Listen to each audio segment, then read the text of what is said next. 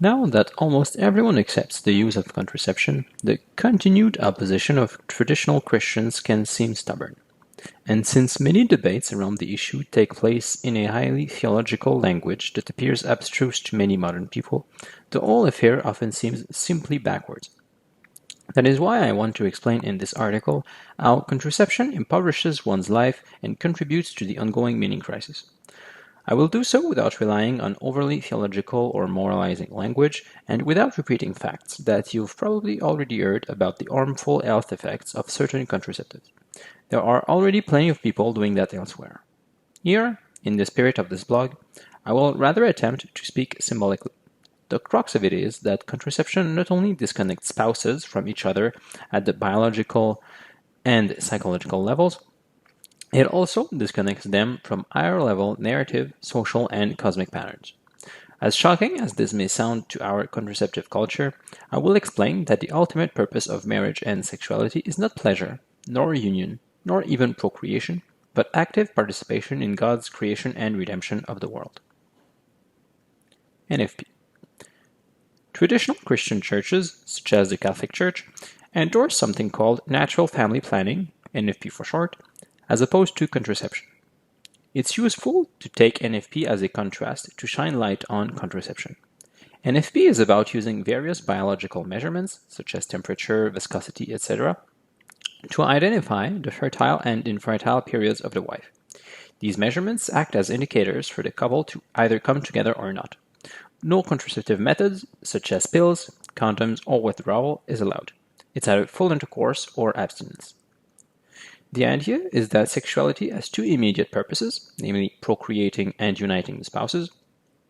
Fertile periods lean more on the purpose of procreation, while infertile periods lean more towards the purpose of union, but both always intermesh and support one another.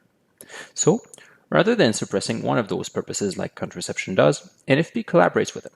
At any moment that a couple wishes to unite in the conjugal act, they either have to fully accept the current mix of purposes that such union carries, or else they can abstain. They can never separate the physical fact of sexual union from its purposes. When strictly followed, NFP is about as effective as other methods at regulating pregnancy, but it makes an enormous symbolic difference at the narrative, social, and cosmic levels. Even if your mind may know, in the abstract, that sexual union during an infertile period will most likely not result in pregnancy, your body and whole being are still very aware of the possibility that remains. Even in infertile periods, sexual union thus retains its depth, seriousness, and even scariness. This allows your built-in biology to experience in an embodied way the very real layers of significance of the event.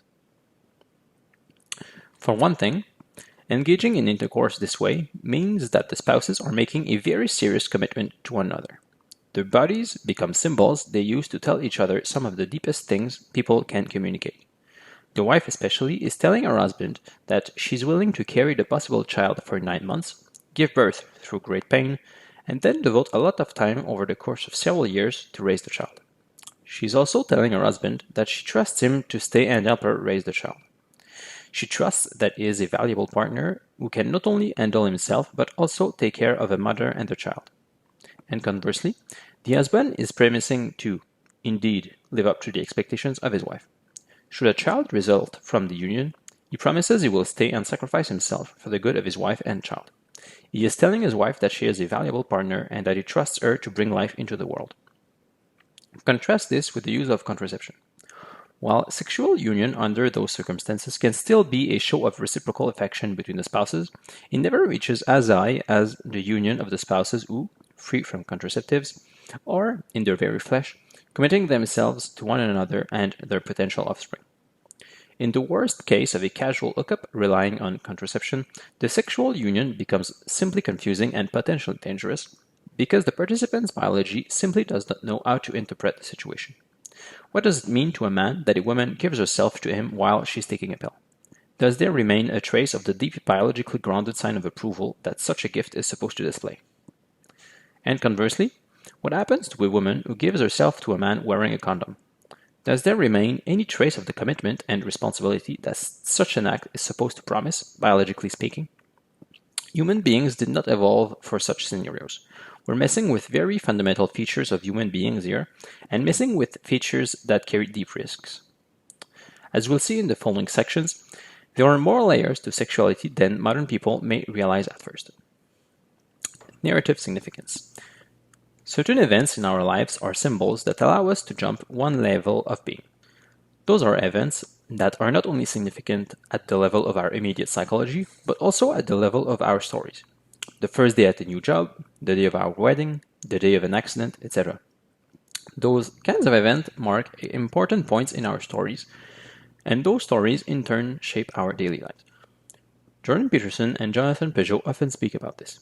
We need a name to perceive anything at all. There are simply too many details in the world, and we need to constrain that multiplicity down to something manageable in order to actually see. Our purposes, that is, the goals of our stories, serve as such constraints on the multiplicity standing before our eyes. As a consequence, the better and clearer our stories are, the clearer we see and the better our daily lives go. For the couple practicing NFP, the powerful experience at the psychological level of the sexual union has important repercussions at this narrative level. Because sexual union without contraceptives carries with it the seriousness we discussed above, it makes you jump into a narrative. It reinforces your narrative role as a responsible and dedicated spouse and parent. It also creates a strong narrative for the couple as a whole.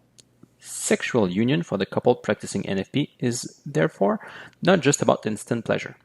It's about long-term commitment. It's a symbol that makes the couple jump from their daily affairs into their lifelong story. Let me stress this because the idea of jumping layers of being may not be obvious to people not already familiar with symbolic thinking. It's not just that, before every sexual union, the couple has to consider the whole narrative of the family, since you cannot simply rely on contraception to avoid pregnancies. It's also that this very narrative echoes and is reinforced during the sexual act itself. Through sexual union, the spouses participate in and invigorate their family narrative. Is the home large enough for another potential child? Plans to move? Do I trust my wife enough to raise a child with her? Am I willing to sacrifice myself to my spouse and offspring? And so on. All of those questions are in the minds of the spouses during sexual union, reinforcing their shared narrative. Accordingly, NFP really prevents couples from remaining in a contraceptive-induced unconsciousness. This also means that serious couples practicing NFP typically don't wait too long before getting married and embarking on a thoroughly considered narrative. If sexual union is such a serious business for a married couple, it's of course unthinkable for an unmarried one. This has very powerful impacts on men and women. Men have to make themselves attractive to a spouse and commit to married life with her. Indeed, without contraceptives, a woman won't give herself to a man without being sure that this man is virtuous, dedicated, and can handle having a family. Thus, men can't remain in their basements, as is all too common nowadays.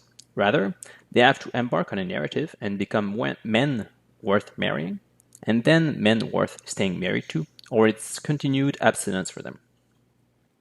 Contrast this with the modern pickup artist phenomenon, made possible by contraceptives, where men learn the art of seduction without consequence, of pleasure without narrative. If the pill allows women to be superficial, it means that men can become attractive only superficially, become playboys, not real productive members of society. Not only does this mean that such men never develop a thorough narrative for themselves, it also muddies the waters for women who want a man they can embark on a genuine narrative with. And thus, we see that contraceptives do not operate merely at the biological level, but at the narrative one as well. One does not simply stop such a fundamental biological process without also stopping important narrative processes, as blind as modern people may be to such narrative processes. Another thing is that, in practice, divorce rates are lower for couples who practice NFP than for those who use contraceptive methods. Now, we should not confuse causation with correlation, and there is definitely disagreement in the fairly sparse literature on the subject, but after what we said above, I think it's fair to propose that NFP decreases divorce rates. If every episode of sexual union becomes imbued with deep psychological and narrative significance, the couple who practices NFP has bonded far more closely than the one that did not, and their narrative as a couple is far stronger, and stronger narratives survive longer. Social significance. Let me now jump to a social problem, namely the meaning crisis that we are going through in the West. While it would be unreasonable to try to reduce the cause of our current meaning crisis to contraception alone, it has obviously had a powerful impact. Removing the immediate psychological and narrative significance of sexual union, as explained in the previous sections of this article, of course takes away a lot of meaning from one's life. But I think there is an even deeper and more dangerous issue here. When we use contraception, we separate pleasure from purpose, meaning from fact. We in fact separate the highest human pleasure, namely orgasm, from the highest human responsibility, namely parenthood. That's a really dangerous game to play.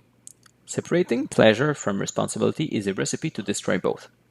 To put it bluntly, if even orgasmic pleasure carries no responsibility, how could any other pleasure carry any kind of responsibility? Another way to see it is that contraception separates the physical fact of sexual union from its reproductive purpose. Note that procreation is not the sole purpose of sexual union. Bonding the spouses is another, for instance, and I will also talk about spiritual purpose below. But the point is that contraception does separate the physical fact of physical union from what is arguably its most obvious and naturally significant purpose, namely reproduction.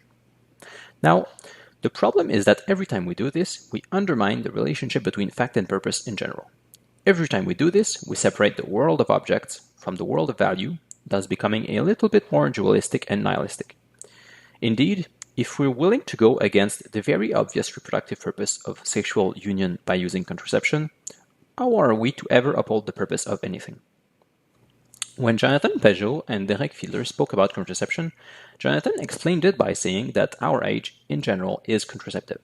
We generally seek pleasure without participation. This is especially dangerous in the case of contraception, where the pleasure is extremely intense precisely because it is meant to accompany an extremely intense level of participation. Indeed, sexual union participates in the creation of life itself. That is very profound, and that is why the experience is so ecstatic. But if we use contraception to separate pleasure from participation even there, how are we to ever maintain the union of pleasure and participation? How are we not going to end up with a contraceptive culture that systematically seeks pleasure without participation? It is indeed no wonder that, in the same way that we use contraception to get pleasure without commitment, we also prefer to watch Netflix or play video games rather than participate in actual events. We want sterile entertainment, disconnected from real-life commitment. Finally, and most bluntly, we can also see the relationship between nihilism and contraception in their shared denial of life. We use contraception because we want to avoid bringing life into the world. This is very common in the West, where you can almost feel how uneasy people are about having children, let alone many of them. Our entire culture is contraceptive and undergoing a population decline. We're full of potential, but we decide not to use it. We're not sure life is really worth the difficulties and sacrifice. This of course translates into skepticism about the value of our own individual lives. We try to avoid discomfort and to seek pleasure because we're not sure that meaning is worth the effort. We're not sure that life is worth the inherent suffering. We're in a meaning crisis. Cosmic significance. However, the dedicated Christian couple practicing NFP are the opposite of nihilistic. For such a couple, sexual union is an image of the cosmic creation and redemption of the world. In sexual union, the couple is willing to participate in the creation of life, and in vouching to sacrifice themselves for one another and their offspring, they participate in Christ's sacrifice for the sake of the world. It's an affirmation of life and meaning against death and nihilism. By symbolically partaking in this affirmation, every sexual union can thus become a very powerful spiritual experience for the couple. In fact, so do the periods of abstinence that come each month if the couple do not deem themselves ready to welcome new life into the world. This opportunity for asceticism and prayer can also be very spiritually powerful. We live in a world where immediate gratification is king and where long-term purpose is hard to discern. In that context, periods of voluntary abstinence become an extremely useful practice. They help the couple focus on the spiritual and the long-term over the physical and the immediate. They remind the spouses that sexual union is not an end in itself, but a ladder up the layers of being. They remind the couple that the ultimate purpose of sexuality is not pleasure, nor union, nor even procreation, but active participation in God's creation and redemption of the world. And somewhat paradoxically, this increased focus on God and spiritual growth can then feed back down to enrich the moments of sexual union. Indeed, spiritual growth allows the spouses to better experience the deep psychological, narrative, social, and cosmic significance of becoming one flesh. Let me close by addressing an issue you may be wondering about now. Does the symbolic power of sexual union decrease with time as fertility goes down? Or, to take a more extreme and clear example, what if the wife is already pregnant? Well, indeed, sexual union does lose some of its meaning in those circumstances.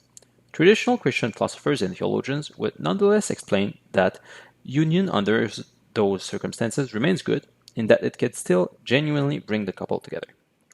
There's a big difference between making oneself infertile with a contraceptive and simply being ended infertility. In the former case, one voluntarily separates the fact of union from its procreative purpose, whereas in the latter, one was simply never ended that procreative purpose to begin with. But I think it's best to mention the most radical possibility at this point, namely that of spouses who live ascetically, if not become outright monastics. As sexual union loses some of its symbolic power with the decrease in the possibility of procreation, you'll see holy couples that do indeed choose abstinence in order to dedicate themselves more fully to spiritual discipline. Some even physically separate and join monasteries. This was the case, for example, with Saints Peter and Fervonia of Neuron, who decided in their later years to dedicate the rest of their lives to God. Such couples do not divorce and remain in fact married, but live apart, praying for one another and for the world. This probably sounds crazy to modern secular ears, but for a dedicated Christian couple who has spent a life of spiritually enriching self-sacrifice, it's in fact a very sweet reward. Once a couple has learned to ascend the layers of being towards God, why not stay there?